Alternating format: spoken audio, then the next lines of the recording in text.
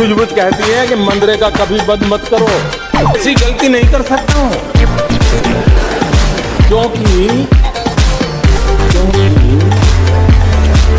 मनरेगा आपकी विफलताओं का जीता जागता स्मारक है।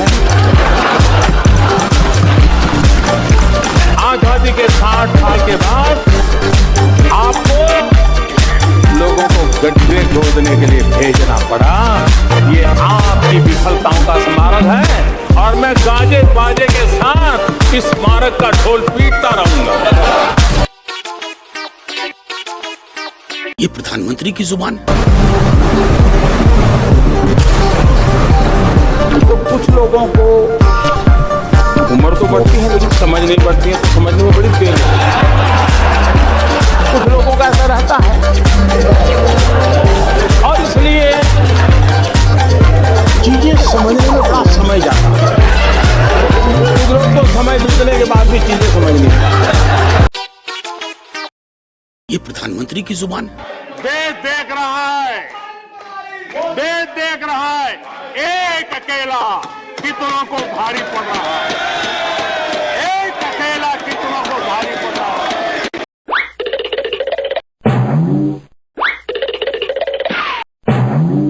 ये प्रधानमंत्री की जुबान। पार्लियामेंट में कहा था, तब तो चुनाव को 2 महीने की 3 महीने की देर थी।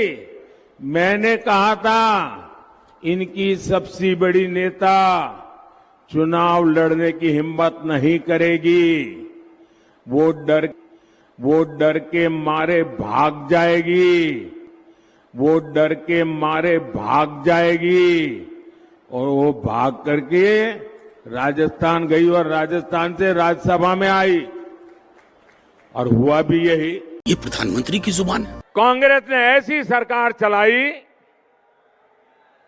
कि जो बेटी पैदा नहीं हुई, जिस बेटी का जन्म नहीं हुआ, वो कांग्रेस सरकारों के कागज पे वो बेटी की विधवा भी हो गई और बेटी के विधवा पेंशन भी मिलना शुरू हो गया।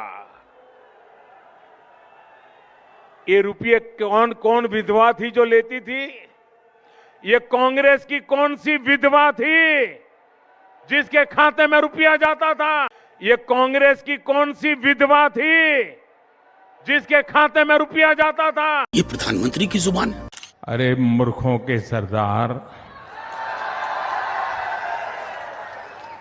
किस दुनिया में रहते हैं ये लोग? ये प्रधानमंत्री की जुबान। ने वोट बैंक की गुलामी करनी है तो करें, उनको वहां जाके मुजरा करना है तो भी करें, उनको वहां जाके मुजरा करना है तो भी करें। किसी को नाचना है तो नाचने दो, मुजराई करना है। कल तक उनसे असहमति होती थी, अब उनकी चिंता हो रही है। मछली, मटन, मंगलसूत्र और मुजरा। ये प्रधानमंत्री की जुबान। और ऐसे ऐसे शब्द का इस्तेमाल किया है जो देश के इतिहास में किसी देश के प्रधानमंत्री ने नहीं किया होगा। अरे हम तो फकीर आदमी हैं, झोला लेके चल पड़ेंगे जी।